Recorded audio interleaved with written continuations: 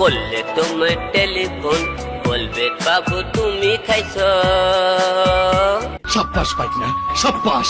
Dating এ যখন তুমি আমি যাই, তুমি বলো না না না না না। বাইরে তুই এখন আমার চোখের সামনে থেকে যা, জলদি যা, নাহলে বললাম খবর আছে আর তুই গানটা ধরবি না, গান গাবি না, যা। এ আল্লাহ, আমাকে তুমি উঠায় নাও, উঠায় না।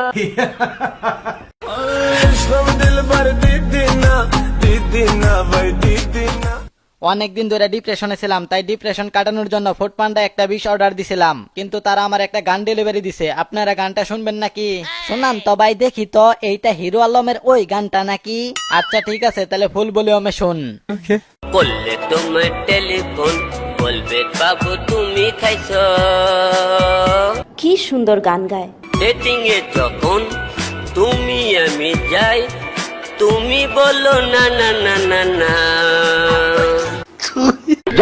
কিরে মিরাজ, গানটা কেমন লাগলো তোর কাছে? আরে ভাইয়ের কথা কয়েন না, মাথাটা গরম হইয়া গেছে, কান দিয়া রক্ত বমি বের হবে মনে হইতাছে। হিরো আলমের গানটি প্লে করার সাথে সাথে আমার বাড়ির কুকুরটিকে আর পাচ্ছি না, কুকুরটি ভয়ে পালাইয়া গেছে। আমার কুকুরের কিছু হলে জ্বলবে আগুন ঘরে ঘরে। ভাই তাইলে একটা কাজ করেন, হিরো আলমের গানটা উল্টা দিক থেকে প্লে করেন, তাইলে এই কুকুরটা আস্তে আস্তে ঘরে ফিরে আসবে। চালার পুত মজা করস, আমার কুকুরটারে না পাইলে তোরে কিন্তু কুকুর হিসাবে চালাইয়া দিমু, মনে রাখিস। অবশ্যই। আপনারা সবাই মাথা ঠান্ডা করেন, হিরো আলমের গানটি ভালো কাজে এবং দেশের উন্নয়নে ব্যবহার করা যাবে কিন্তু। বলিস কি? একটু খুলে বলুন। বাংলাদেশ রোহিঙ্গা ক্যাম্পে কনসার্টের আয়োজন করে এই গানটি চালিয়ে দিলে সকল রোহিঙ্গারা দৌড়ে পালাবে, ফলে দেশটা রোহিঙ্গা মুক্ত হবে। কিরে সাব্বির, তুই এত বুদ্ধি কই থেকে পাস? তুই মনে হয় হিরো আলমের পাগলা মলম সিরাপ হিসাবে খাস, তাই না? কি যে বলেন না ভাই, এইসব বুদ্ধি একাই আসে, টানা 1 মাস গোসল না করলে বুদ্ধিগুলা শরীরে একাই জমা হয়। আমি তো এই শীতের টানা 2 মাস ধরে গোসল করি না, তাইলে আমার বুদ্ধি কই? আপনার শরীরে বুদ্ধির সংখ্যা বাইরে গেছিল, তাই বুদ্ধিগুলা নিজেদের মধ্যে মারামারি করে সবাই মরে গেছে। এখন থেকে টানা 3 মাস গোসল করবেন না, তাইলেই বুদ্ধি বাড়বে।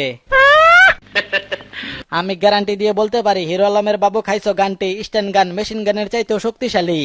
ভাই সেই জন্যই তো বলতাছি, ভারত পাকিস্তানের সীমান্তে বিএসএফ এর পরিবর্তে এই গানটিকে মোতায়েন করা হোক, তাইলে এই দুই দেশের মধ্যে যুদ্ধ একাই বন্ধ হইয়া যাইব।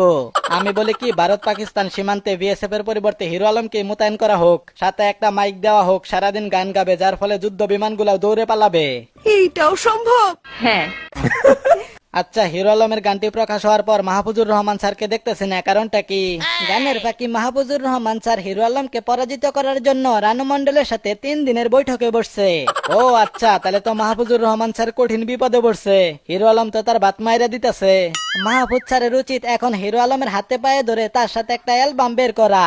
সুন্দর একটা কথা বলছস, তবে অ্যালবাম বের করার আগে সুপারস্টার হিরো আলম, গানের পাখি মাহফুজুর রহমান স্যার দুইজনকে 2টা চেয়ারের সাথে বেঁধে তাদের কানে হেডফোন লাগিয়ে একে অপরের গান শোনানো দরকার। সবাই কেউ হাসতেছে। আচ্ছা, হিরো আলমকে এরকম একটা গান গাওয়ার পরামর্শটা কে দিল? জানতে পারলে খুব উপকার হতো। আমার মনে হয় পরামর্শটা জায়েদ খান দিছে, কারণ তাদের দুইজনের মধ্যে দ্বন্দ্ব চলতেছে। জায়েদ খান সহ এই গানের সুরকার গীতিকার সকল কলাকৌশলীদের বুড়িগঙ্গা নদীতে চুবানো উচিত, কারণ শালার পোতারা একটি দেশের সংস্কৃতির 12টা বাজাইয়া দিতেছে। নিঃসন্দেহে তুই ঠিক কথা বলেছিস। আপনারা যে যাই বলেন না কেন, হিরো আলম আমাদেরকে ইতিহাসের সেরা একটা গান উপহার দিছে।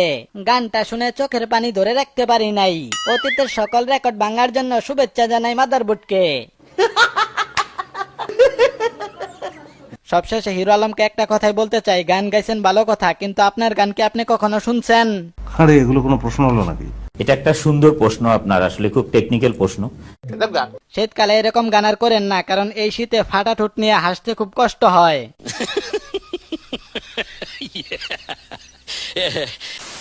তো আজকের মতো এই পর্যন্তই। ভিডিওটি বানানো হয়েছে শুধুমাত্র মজা করার জন্য, তাই সবাই বিনোদন হিসেবে গ্রহণ করবেন। যদি ভালো লেগেই থাকে তাহলে লাইক কমেন্ট শেয়ার করবেন। তো দেখা হবে পরের কোনো মজার ভিডিওতে। সেই পর্যন্ত সবাই ভালো থাকবেন, সুস্থ থাকবেন। ততক্ষণের জন্য আলবিদা। ডেটিং এ যখন তুমি আমি যাই, তুমি বলো না না না না না।